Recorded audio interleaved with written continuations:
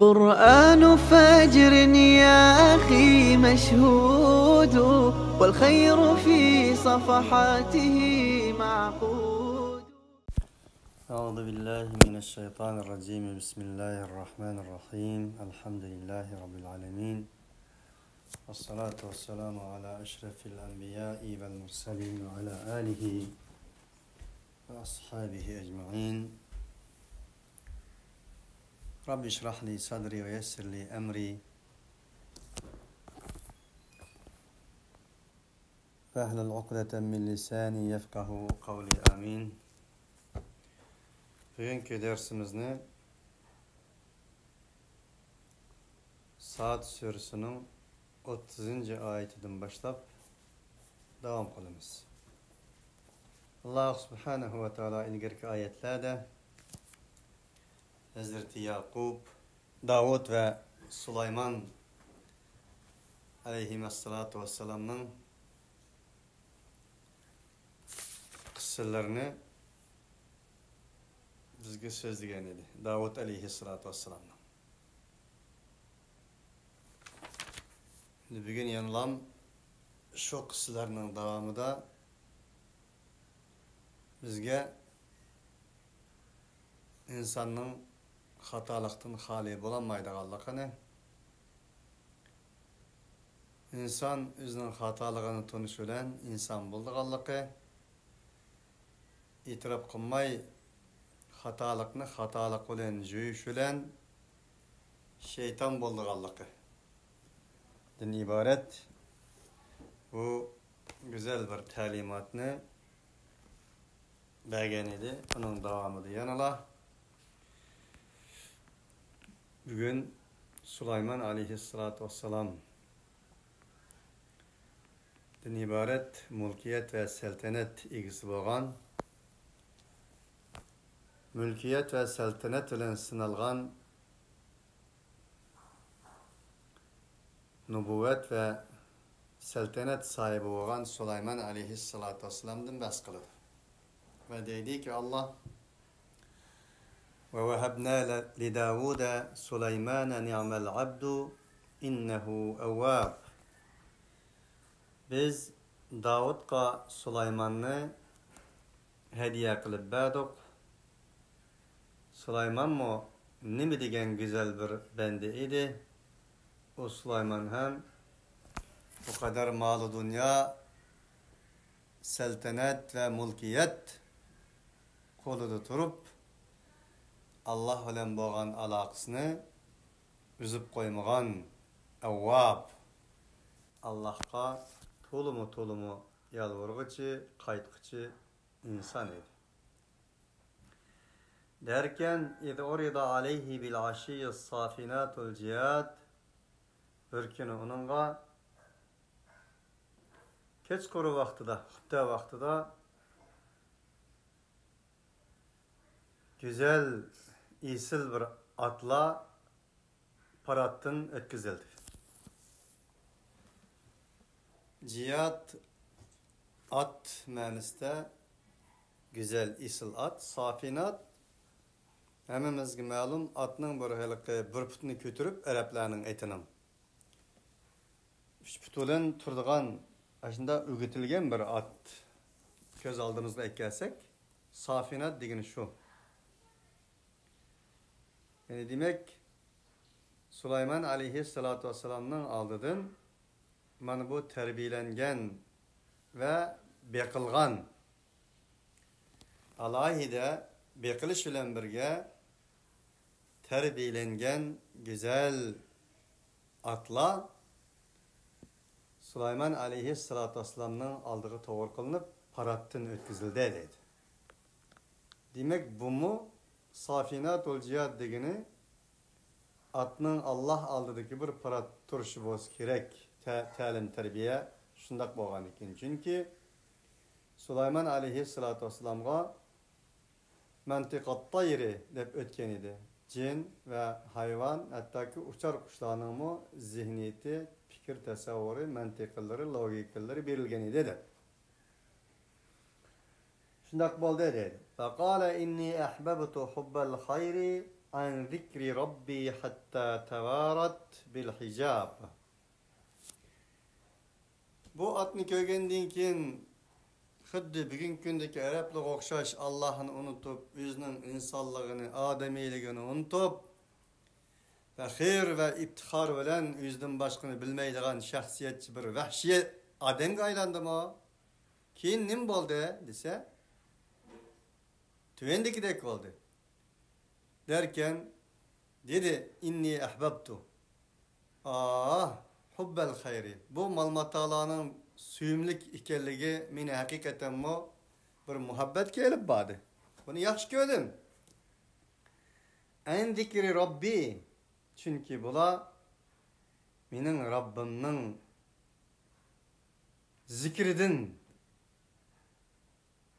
meni uzaklaştırmasın, minin Rabbimni zikir kılıştın ibaret hubbel hayr. Güzel bir söygü, güzel bir muhabbetke elip badı. Ben bu işini söyledim. Hatta tevarat bil hicab, hatta ki o atla közden uzak boğan kadar dedi. Hubbel hayri an zikri Rabbi digini tolumu Süleyman aleyhissalatu vesselam'a yaraşkan nübüvvetten akıstın mangan hakiki mümin muvahhidlerge yaraşkan bir sözdür. Öz vaxtıda Sure Sebe Sure Neml'de Süleyman aleyhissalatu vesselam'dan aldığı Bilqis'nin taxt keltirilgenide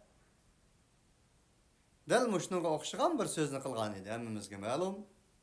Hâzâ min fadli rabbi liyebluweni eşkuru em mekfur ve men şekara fe innemâ yeşkuru li nefsi. Bu bana boğan minin Rabbimnin faziletidir. Meni bunu şükür kılam demen ya ki şükranısını kılanmayı kılamam mı dep Allah sınab bade degen idi. Yani demek her bir güzellikni köye vaktinin özde o güzellikler bilen o güzelliknin menbası boğan Allah'na esleş, Allah'na hatırlaş, hakiki enbiya ve nebilerinin hisletlerden, edep, ahlaklardandır. Onun için her bir güzellikni görüş ve onunla nazar selişinin özü güzellik menbası boğan Allah işarettir. Fakat o insanın kıyadını karşıya bağlıq o.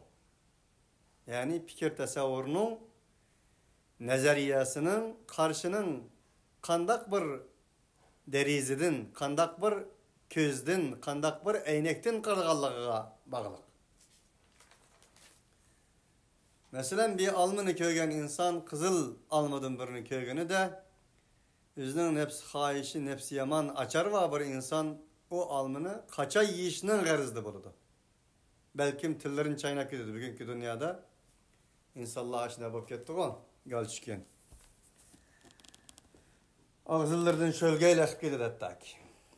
Ama hakiki bir mümin, muvahhid fakat o almını yiyişinlam emez. Zaten bu alma nimi degen güzel he? Bunun rengi, bunun temi. Nedin kegen? Hava sudin kegen. Del hava sudin kegen bu güzel bir teminat. Bunun ilminetlerini bir paprika zavut kısağınımızda alma çıkmaydı de.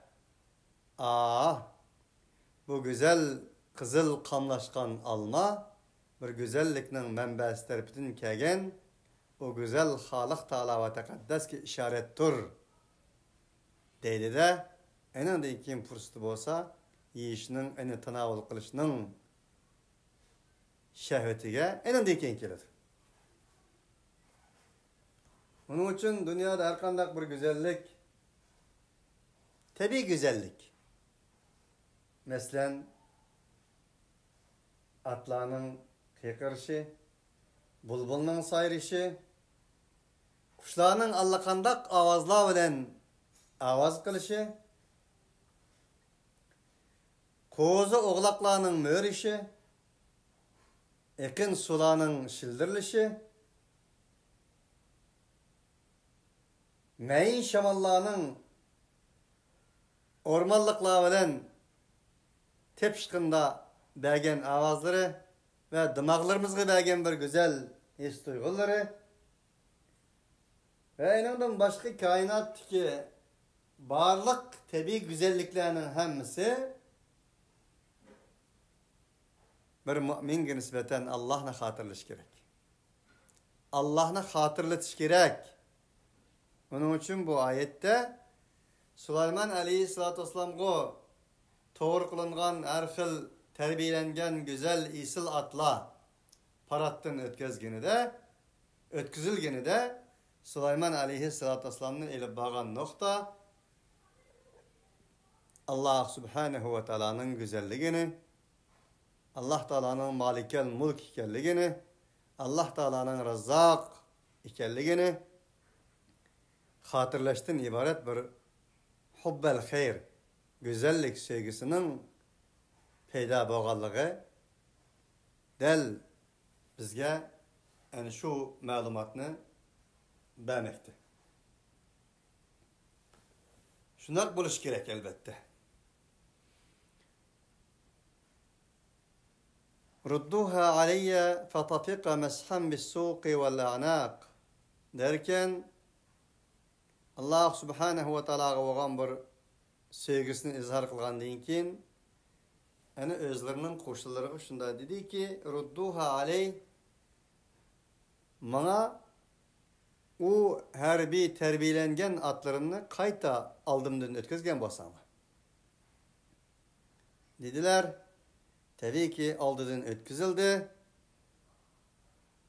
Fatafiqa mashan bis-suq wal-a'naq Süleyman aleyhissalatu vesselam atlarının ayaklarını ve bu yollarını güzelce sılaşkı başladı. Tabii ki at vakkallar böyledi bunu. At kumarlar bir gün. Bizim hem bilimiz. At kandaktır insanga icil olurduğun. İnsan mı onun icil olup yaxşı gördüğün bir hayvanatlarının biri. Vel khayla vel bigara vel khayla vel bigala vel hamira literkebuha ve zine. Ve yahluqu ma la ta'lamun. At, işek, keçirlen Allah subhanahu ve ta'ala sizlerinin minişini için yarattı. Ve şundakla bir zinet kılıp yarattı. Bu bir zinnet. Zinnet derken zinnet insan eni yaxşı gördüğün, insanın gözüge çıraylık göründüğün nesi demek. Ve yahluqu ma la ta'lamun. Allah yana sizi bilmeydiğin ne güzel nesiller, ne güzel merkepler, ne güzel zinnetler yaratışını devam kılmakta. Derken bu yerde Süleyman aleyhissalatu vesselam'ın atlarının boyallarını, paçaklarını sılaşka başlığını, insan oğlunun dünyaya boğan muhabbetinin bulduğanlığı. Bunu inkar kıldıgan, bulduğan veya ki olmasa söküdüğün nesi emes kellik, yaman körülüğün nesi emes kellik. Madami ki normal bolsa, tempun bolsa. Eğer normallıktan eşip gitip, vakti kelgen vaktinin özdeğini Allah yolunda, beşeriyet dünyası yolunda, alemni güllendiriş yolunda hizmet kılanmazlıkının özdeğim eypilindiğin nesi. Ama malını yaxşı görüş, atını yaxşı görüş ve şunun okşaş her xil dünyanın zinnetlerini süyüş, insan balısının tabiiyetiga uğurlaşkan nesi ki, bunu inkar kılgılı olmaydı. İslam bunu hem inkar kılmaydı. İnkar kılgan nesi nime degende? Temponsuzluktan, normalsızlıktan kelip çıkan bir xil dünyaga kul buluş, dünya aldıda igiliş, dünya aldıda razalet, rezillik çıkıştan ibaret bu insani ademilikni yok tutuşka Kur'an ve İslam karşı durdu. Onun için bu ne demekte? وَلَقَدْ فَتَنَّا سُلَيْمَانَ وَالْقَيْنَا عَلَى كُرْسِيِّهِ جَسَدًا ثُمَّ أَنَابَ derken biz Süleyman aleyhissalatu vesselam'ını sınadık. Ve onun kursuga, seltanetiga, hakimiyetiga, kursu degen şu, kuch kudretiga, mulkiyet ve seltanetiga, devletiga, iktidariga, hükümranlıkıga bir cesetni taşlaş arkalık sınadık. Thumma anab. Anandan keyin o Allah subhanahu ve ta'alaga qayt. Bu ve lekad fetenna Süleyman'a ve alqayna ala kursihi ceseden. Enin devleti hükümranlıkıga bir cesetni taşlap koyduk. Degen bu bir cümle doğrusunda ilgeriki tefsirlerde müfessirler bu mübarekler tarihi rivayetlerini deptu yani. Hemmisi İsrailiyat kısırlardan Yahudi Nesarala ve Beni İsrailler tarafından ve özgertilgen mukaddes kitaplar tarafından yazılgan tarihler. Okşaş bulmagan. Mesela bunun tefsili ahvalini demestin bir qanchasini ağzımızga alsak, Süleyman aleyhissalatu vesselam uxlab qolgan chaqda o'zining mulkiyat ochqichisini yoki tamg'isini davlat mulkiyat tamg'isini yastig'ining ostida qo'yganligi, endan keyin shaytonlardan kelib bir qanchasi eni yoshirib qo'yib 30-40 yilgacha bermay Süleyman aleyhissalatu vesselamni qijniganligi, endan keyin qaytirib olganligi. Şuna okşaş bulmagan rivayetler. Halbuki bu hel meşhur tefsirlerden mevcuttur. Halbuki Sure Neml'de ve muş surenin ahırkı ayetlerde Süleyman aleyhissalatu vesselam'a şeytanlarının, cillarının, haşerat meşeratlarının, çimillerinin, kurt kongazlarının, öpüklerinin hemmisinin musahhar kılınganlığı mevcuttur ayette. Ayette bundayken kandak mı bir şeytan gelip Süleyman peygamberinin yastıkıdaki tamgısını alırsın ve bir neçe yıl eni yuşur alsın. Bu ayet ne koymuş ondakta? Enandan başka yanılan Hasan-ı Basri'den rivayet kılıdandı. Rivayetçiler. Allah subhanahu ve ta'ala'nın Süleyman aleyhissalatu vesselam'ını Beni İsrail'den başka halktan hotlanmaysa dese, Süleyman aleyhissalatu vesselam başkalardan hotlanıp kalganlığı, enindeyken Allah Teala'nın sınıganlığı, şu tüpeyleden eninde mulkiyet tamgısını bazı isimlerden tattıydı, asip deptir. Divilerinin bazıları elip ağallığı, enindeyken bir mezgilden keyin qaytırıp tep elip, Süleyman aleyhissalatu vesselam'ın tövbe kılganlığı. Şunun okşaş rivayetli. Birisinden yani karma karşı. Onda tübeyedini mi demekçi? Degende manevi cihetini elip etkanda bazı müfessirlerinin degende hususen İmam Fahreddin Razi özünki tefsirli kebirde ve Süleyman aleyhissalatu vesselam'ın mulkiyetdeki bir cesetni taşlap koyganlığı Allah Teala'nın manevi ceset demekçi. Çünkü mulkiyet ve seltenet adaletten ve tevhidden ayrılsa o bir kuruk cezek yokşaydı.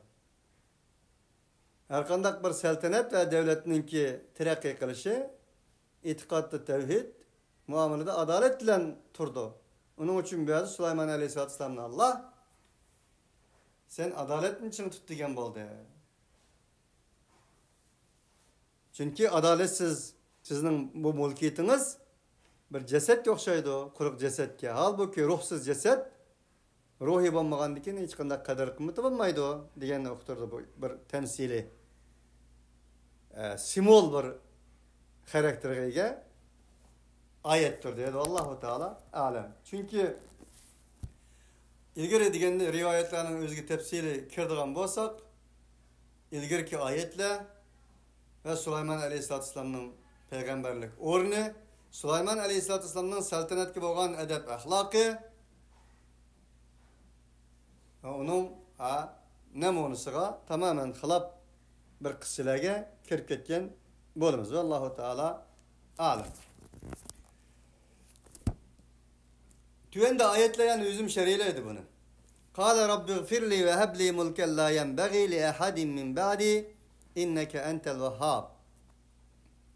Derken Süleyman Aleyhisselatü Vesselam Allah Teala qaytgandan keyin bu sınaqdan o'tgandan keyin Rabbi gfirli dedi. Ey Rabbim meni kechirgin ve hebli mulken la yenbeği li ehadin min ba'di.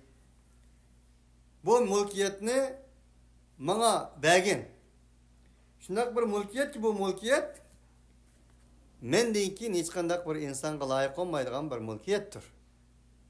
Çünkü sen mutlak bergijdirsen deb duo qildi dedi. Rivayetlerge asaslanganda tarixta Süleyman Aleyhisselatü Vesselam'ın bu saltanatning mirası Süleyman Aleyhisselatü Vesselam'ın oğlu bo'lganligi. Endan keyin asta gumron bo'lganligi rivayet qilindi. Bu yerda Süleyman Aleyhisselatü Vesselam Allah Subhanahu ve Teala'ga ikki ehtimoli var. Biri minnetdarlik, ey Rabbim sen zat mendan keyin hech qanday bir insonga loyiq olmaydigan bir ne'mat sen berding, sen alamet bergitsen deb Allah Teala'nın Süleyman Aleyhisselatü Vesselam'a bergan ne'matiga minnetdarlik duasını qilgan bo'lishi mumkin. İkinci bir taraf mal dünya ve saltanat hakimiyetinin insanga ağır sınav ekanligi. Bu sınavning Süleyman Aleyhisselatü Vesselam'ni nelarga ko'tarib elib borganligi. Unda ekan Süleyman Aleyhisselatü Vesselam bu sınavdan ta'sir etganiga qaraganda Süleyman Aleyhisselatü Vesselam'dan keyingi insonlarning bu sınavdan o'tishining basi mushkul ekanligini Süleyman Aleyhisselatü Vesselam o'tirib qo'yish orqali Allah Teala'dan dua talep kılgan bo'lishi mumkin. İki xil ihtimali mevcuttur. فَسَخَّرْنَا لَهُ الرِّيحَ تَجْرِي بِأَمْرِهِ رُخَاءً حَيْثُ أَصَابَ derken biz del o Süleyman'a o Süleyman'ın özünün emri olan nege xalagan bolsa yumşak yenik bir şekilde ceryan kıldıgan rih şamalını nege musakhar kıldık. Şu Süleyman Aleyhisselatü Vesselam denizde, deryada şamalının küçüğüyle onundan paydalanaş arkalık o kadar insaniyet medeniyetine töhfü koşkanlığı insaniyetinin gülünüş için ta bugün günü kadar Süleyman Aleyhisselatü Vesselam'ın saltanatının tarihi saltanatının sırrını açımında bugün günde Yahudi İsrail devleti o kadar terakkiyat ve o kadar ilgiri ketken kurallarının özünü del Süleyman Aleyhisselam'dan ibaret olanın davası da buğumuzun dünyaya açkan sırrını açımız deyip ilgirilevatkallığı malumdur. Ayet şunu dedi ki bizge bir ihtimallığı var. İnsan eğer akılını işletse xuddi Süleyman Aleyhisselatü Vesselam'ın şamallarını musakhar kılgandak Allah Teala barlık dünyavi kuşlarını, dünyavi maddi ve manevi sebeplerinin özünü insana musakhar kıldı.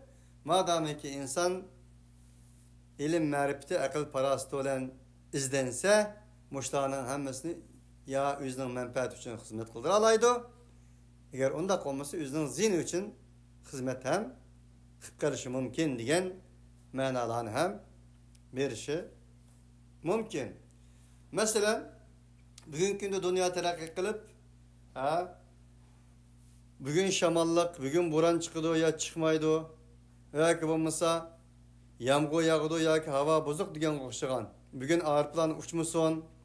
Bulup mesela İstanbul'da turvatkan ahvallarda telefon arkalık hava rayını, Amerika'nın hava rayı kandak, Washington'da turup, Aksaray'da turup, Beijing'nin hava rayını kandak, Kanada'da turup, İstanbul'un hava rayını, muşunun kokşaş, medeniyet, terakkiyatla bugün mevcut. Onun için bir insan şamalının, buranın ağalandırışı karmay denizge sefer kılgan bolsa, tabii ki şamal onu vuruşu mümkün ve kimilleri veren buluşu mümkün. Allah subhanahu ve ta'ala huvellezî halaka lekum mâ fil ardı cemî'an thumme istevâ ilessemâi fesevvâhunne seb'a semâvâtin ve huve bikulli şeyin alim. Bu Allah şunda kudretlik zat ki Sure Bakara'da yer şerdeki barlık neslerini lekum sizlerinin menfaatiniz için yarattı. Lekum degeni silahının menfaatiniz için. Ondaqda yer şerdeki barlık neyse insanın menfaati içindir.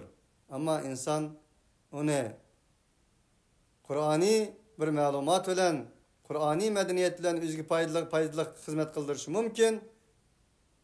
O arkalık cennetne seteveliş mümkün. Eğer Kur'ani ilahi vahiysiz boğan bir malumat medeniyette özünün zerri için hizmet kıldırışı mı, devzikini onun bilen hesap çıkışı mı, keşf kılışı mı mümkün. وَالشَّيَاطِينَ كُلَّ بَنَّاءٍ وَغَوَّاسٍ Mene keldi ayet. Şeytan kandak oyunun yastıkıdaki mülkiyet tamıksını ele alsın. Halbuki şeytan değil Allah. Şeytan ne? Şeytanın işinin bina kuruluşlarını salalaydıgan ve denizde hem çüküp hizmet kılalaydıgan Allah'ın hemmisini biz Süleyman'a musahhar kıldık. Bunun tefsilatı Sure Neml'de öttü. Hemimizge malum Süleyman aleyhissalatu vesselam bir günü özlerininki saltanatının askerlerini parattan ötközgeni de oturdu hududunun yo'qolganligi. Qani bu öpüp kuşu eğer kelmaydigan bolsa veya ki bo'lmasa kechikib qolganligidan menga bir özür bayan qilmaydigan bolsa qattiq azaplayman yoki kallasini kesib tashlayman degandan keyin ozgina muddatdan keyin uning kelganligi kelib bir podshoning xabarini berganligi va o xabarni bergandan keyin Süleyman alayhissalatu vesselam uni talab qilgandan keyin nurg'un va'da bas qildik ash darslarni anglasak bo'ladi. İfrittin bizi Süleyman Padişah'a siz ornunuzdan kopap boğuçma ep kelmen deganligi. O onda derken ikinci bir kopap gözünüzü yumup boğuç ekilmen deb gözünü yumup boğuç iç boğuçu daqqida onu qo'yganligi hammamizga ma'lum. Demek bu yerda Süleyman alayhissalatu vesselam'a mana shunday quvvatlarning berilganligi zikr qilmoqda. Ve aharine mukarranine fil asbat ve şundakla yani başka onun olan hemten olan zincirlerge bağlangan develer hem onun boysunduruldu dedi. Öz vakti da bu zincirler olan bağlangan deve değildi. Öz vakti Kur'an nazil olan çağda insaniyet tarihi de şu Yemen'de ve şunun okşaş nurgun Afrika devletlerinde ormanlarda bir insanların bir xil insan okşagan mahluklarının yaşaydığı bu mahluklar hiç kaçan insanga birisi boysunmaydığı ve şularının özüne hem Süleyman aleyhissalatu vesselam zincirler bilen bağlaş arkalık boysunduğu rivayet kılındı. Allahu Teala alem belki bu ayet yani şunun işaret kılan oluşu mümkündür. Demek ki böyle mesela meyli onda olsun, meyli bunda olsun biz böyle şekil ya isim boğan ceryallarının asası tüp maksidi nime degende tüp maksidi Süleyman aleyhissalatu vesselam'ın saltanatının büyük ekanligi. Bunaga Allah'ның mudahlik qilganligi, Allah bunaga bo'ysundirganligi. Nima uchun? Bu bir sınaq uchun ekanligi. Davud aleyhissalatu vesselam'ning xatolik qilgan sınaqanligi, Süleyman aleyhissalatu vesselam'ni saltanat ve kudret bilan, kuch-quvvat bilan, barliq bilan sınaqanligi, tüyen dikildigan Ayyub aleyhissalatu vesselam bor ayetde. Ayyub aleyhissalatu vesselam'ni yo'qlik bilan kasallar bilan sınaqanligi. Qandaqdir Ayyub aleyhissalatu vesselam'ni kambag'allik, yo'qlik, kasallik bilan sinashi, Ayyub aleyhissalatu vesselam'ning qag'ishib ketgan bir payg'ambar, Süleyman aleyhissalatu vesselam'ning barliq narsalarni musahhar qilish bilan sinashi, bir aka yoki bir shahzoda payg'ambar ekanligidan emas, balki hammasi Allohning sinoqlari ekanligi. Ba'zi insonlarni Tiyan Shan tağlarga o'xshash eng tağning büyük cho'qqilarida sinasa, ba'zida Süleyman aleyhissalatu vesselam'ni sinagandek. Ba'zida eng chuqur hayotning echinishlik, eng qo'rqinchlik, azoblik, alamlik, hasratlik bir yerlarda, chuqur yerlarda sinaydiganlik. Ayyub aleyhissalatu vesselamga o'xshash. Gerçi bunun şekli, zamanı, makani, karakteri vasıtası o'xshamasimi, ama g'oyasining o'xshaydiganlik o bo'lsa-mu, Alloh taolaning sınığı ekanligi. Allah xohlaganni unda, xohlaganni bunda, xohlaganni ustunlik bilan, xohlaganni past bilan sinaydiganligidan iborat. Dünya bir sınaq bagi meydanı ekanligini uqtirdi bizga.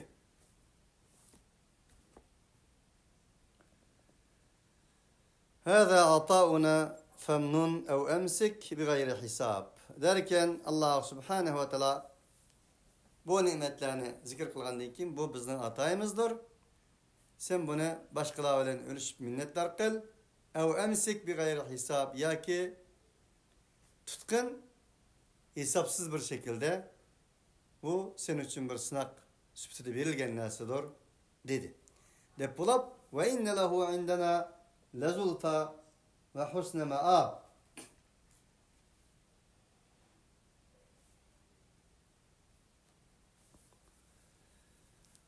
Halbuki cezmen o Süleyman aleyhissalatu vesselam için bizning huzurumuzda en güzel bir yakınlık vardır. Şimdi dedi bunu Allah dedi. Men bile yakın Süleyman dedi. Ve husnu ma'ab, güzel bir orun vardır. Onun için bir insanın Sultan Süleyman'a o'xshash hakimiyetki, iqtidarga ega bo'lishi, malga ega bo'lishi, dunyoning hamma narsaga ega bo'lishi Allohdan uzoq ekanligining dalili emas dedi. Bu hamda tugashdi. Bu dünya hayatı bunu çirmib oldi. Hamma narsa bo'lib ketdi emasmi buni? Deb dunyo bilan oxiratni zid qilishga bo'lmaydi. Ve inne lehu indana lazulfa ve husne ma'ab. Onun için mesele nerede degende? Mesele şu mal dünyasımız, iktidarımız, hakimiyetimiz bizni ahiretni unutturdu mu? Allah'ını unutturdu mu? Allah'tan uzaklaştırdı mu? Veya ki olmasa Allah'a yakınlaştırdı mu? Mesele böyleydi.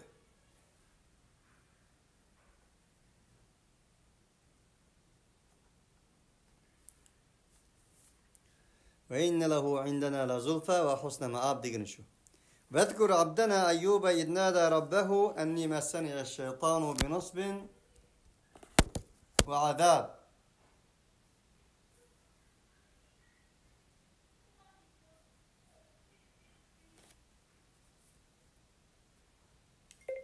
İmran gap koyqina lütfen.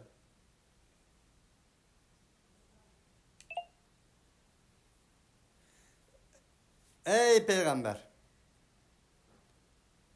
Bizning qulimiz bo'lgan Ayyubni esla ve eslat. Ayyub öz vaqtida o'zining Robbiga nido qildi.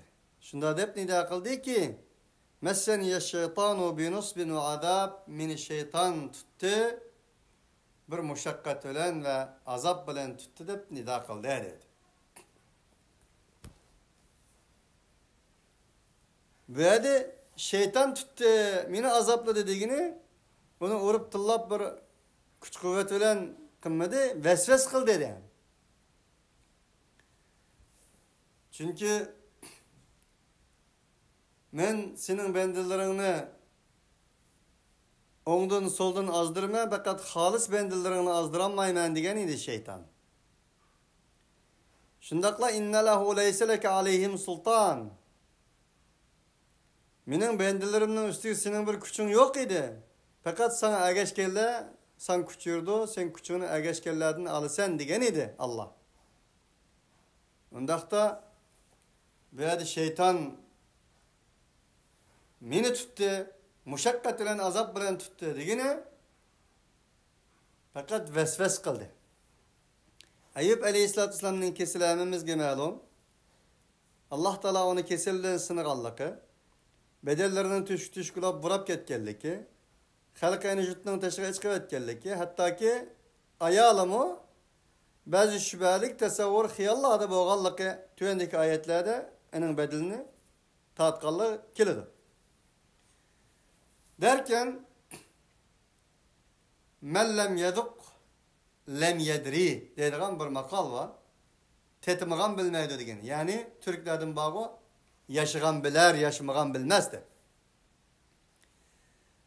O bir peygamber, lekin bir insanın göz aldığımızda ekkelsek ustahallarının tişilişi, her xil fıratlarının çıkışı ve eniden hatta ki enin ayalımı yergin geldi ki. Hatta ki halkının yerginip yiyisinin bir kışlaklarına çıkırıvet geldi ki. Bundaq şaraitte onundan paylanıp şeytanın Ayub aleyhissalatu vesselam'ın kalbide bir xil vesvesini peyda kılganlığı. Biz aşındaq bir körünüşünü özümüzge koyğanımızda Allah saklasın. Enandan keyin bu ayetlerinin mazmununu aniq tushunaleymiz. Şun bu yerdeki azap fakat vesvese. Muşundaq dedim, insan bolğandan keyin peygamber bolsun insan, Adem balası. Derken orkud bir rizilike hada muhtaselun baridun ve şarab. Biz onunla dedik ki deydi Allah tırnak içinde. Ondaqda ey Ayyub senin putunu yeg oğun. Orkud deydi Araplar tizrak hareket kıl. Onundan kop oygan degenigi mi işletidi. Odrup degen ma'nodami keldi. Putunu yeg oğun. Mana bu juyulgan soğuk su ve içimlik su şunun bilen juyun ve bunu içsang boladi dedi. Demek bu yerda ayet nima deganda? Ayet şu. Sen saykoş kılgan. Umitsizlenme. Şeytanın vesveselerine, umitsizlikке özüne elip bakma. Onundan tur, biraz hareket kıl. Şifa. Özüne bir şifa talep kıl. Bunun sebeplerini kılgan. Dedi de enindeyken soğuk suda juyun ve eninden iç dedi.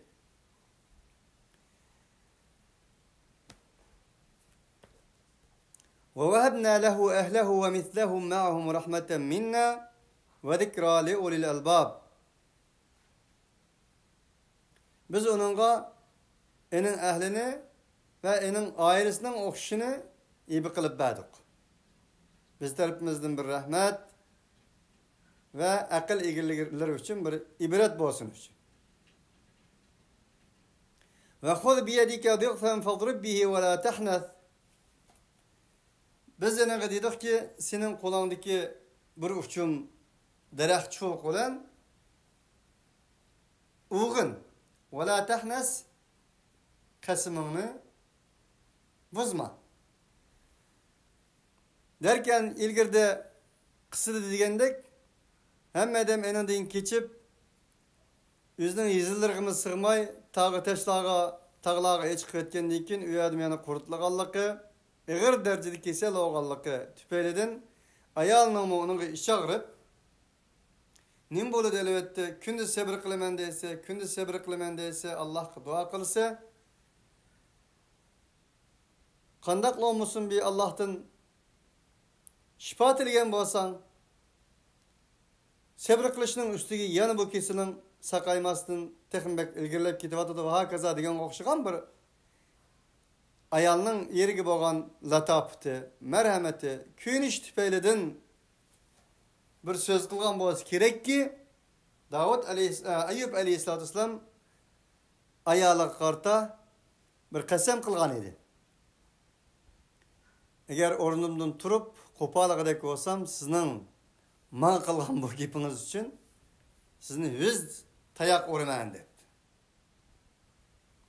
Buning bedeliga Allah subhanahu wa ta'ala ayolning o'zi labzi jihatda Ayyub alayhissalomga chaqirib ba'zi narsalarni degan bo'lsa-mu, qalbining Allohning Ayyubga bergan siniqiga dushmanlik qilish va bo'lmasa Allohning sinoqlariga qarshi chiqish emas, faqat Ayyub alayhissalomning hol faryodiga chidamagan bir ayollik latofat va mehr muhabbat marhamatdan shafqatdan kelgan to'g'ri bir qalbdan kelgan bo'lg'achqa Allah subhanahu wa ta'ala bunu bilgen zat ne o taraf ne bu taraf emas qasam qilgan Nebiyül Enbiya Ayyub aleyhisselam'ın qasamının ham buzulmaslığı ve Ayyub aleyhisselam'ın ayalı bo'lgan o büyük pakiz insan anının yaxshi niyetini ham Allah nazarga olib turib, uni ham yengillatganligi. Bizning tilimizda piyazmi ko'maydigan, yog'mi ko'maydigan deydigan bir gap bor. Shuning o'xshash qilganligi ma'lum. Bu oyatni ba'zi şeytani insonlarning şeriatte hile var. Şeriatte hili şeriye var deyip muş ayetin delil keltirdiğin şeytaniler hem mevcut. Halbuki bu ayetin hili şeriye bilen hiç kandak alakası yok. Hili şeriye deyip nesimi yok. Şun böyle Allah Teala anımızın niyetini bilgeçke, gerçe ağızdan çıkan lafzının özü nege elip bazı şuaya bardıgan bolsu mu? O ayağının kalbini bilgen Allah yoğun kaltak gülen hüznü o demestin bir uçum çoğuk gülen uğruş arkalık onun azabını yengilletkenliki onun bir pakiz niyet bilen digenliki o sözünü ve qasam qilgan Nebiyül Enbiya peygamberinin ağzından çıkan qasam halbuki çoğun bir narsa olğaçqa onu hem qasamını buzmaslık için Allah subhanahu wa ta'ala'nın onu yengilletken bir ilahi ferman ekanligi sözlenmekte. Dep bulap mana Allah Teala deydi: "İnna vecednahu sabiran ni'mal abdu innehu awwab." Hakikaten biz o Ayyubni sabır kılgıcı taptık. Oh, nime degen güzel bende o. İnnehu awwab. O Allah hakiki kayıtkan bir insan. Vezkur ibadana İbrahim'e ve İshak'a ve Yaqub'a ulil eydi vel absar. Ey peygamber, ey Kur'an ehli, bizning bendimiz İbrahim aleyhissalatu vesselam'ni, İshak'ni, Yaqub'ni hatırla. İbrahim aleyhisselam'ın, İshak'ның, Yaqub'ның tarixi hemimizge ma'lum. Allah Teala İbrahim aleyhisselam'ın o'xshash bo'lmagan sinoqlar bilan İshak bilan sinidi, İsmail bilan sinidi, Hajar bilan sinidi, Ot bilan sinidi, dadisi bilan sinidi. İshak ham shundoq sinidi. Yaqub aleyhisselam'ni o'g'li bilan sinidi, Yusuf aleyhisselam'ni Zulayxa bilan sinidi. Demek hayat dünyanın bir sınav ekanligi. Alif lam mim ahasiben nasu en yutraku en yaqulu amanna ve hum la yuftanun. İman demek sınav demek ekanligi. Müminning hayatı demek sınaqlık bir hayat demek ekanligi. İnsaniyet tarixinin meş'elini kötürüp mangallarının büyük sınaqlar bilen sınalganlıqı. Büyük sınaqlar bilen sınalgan insanların büyük neticelerini qo'lga keltirdiganlıqı. Mana bu ayette aniq bayan qilmoqda. Vezkur ibadana İbrahim ve İshaq ve Yaqub ulul aydi vel absar. Ular olgan bolsa, to'liq irodalik insonlar edi. Allah Taala ularga qaraganda ularni to'liq irodalik vel absar, to'liq parasatlik insonlar edi. Onun için bunu hatırla degini de elbette ki bu insanların büyük insanlar ekanligi, büyük insanların büyük sınaqlar bilan sınıldıganlığı, büyük seferge chiqqanlarning büyük tog' davallar bilan dasht cho'llar bilan yüz keldiganlığı. Hech qachon asan qo'lga kelmaydiganlığı. Büyük neticelerni.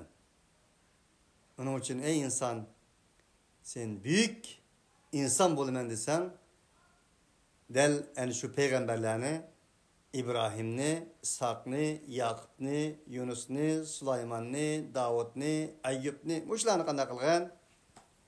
Bizanga model qilgan dedi, rahbar qilgan. Onun için esle. İnna ahlasnahum bi khalisatin zikraddar. Halbuki cezmen biz ularni İnsaniyet dünyasıga bir xotira, minar, xotira, cho'qa qilish uchun ajoyib bir tavladoq dedi. Ahlasnahum, xolis qildik degani, xolis asal deb qo'yamiz aynan. Xolis adamken deymiz, xolis oltinken deymiz. Halbuki o narsaning xolis bo'lishi, oltinning xolis bo'lishi qancha üstün graduslik o'tlar bilan tavlanganligi. Asalning xolis bo'lishi en alohida cheklaganligi bir qancha uskunlar orqali. Va insonning xolis bo'lishi ilgari deb o'tganimizdek bu payg'ambar nabiyul anbiyalarning ajoyib dastalliq sınaqlar bilan sinilish orqali enandekin xolis bir holatga kelganligi mana bu Alloh subhanahu va taolaning kalomi ilohisi orqali bizga uqtirilmoqda.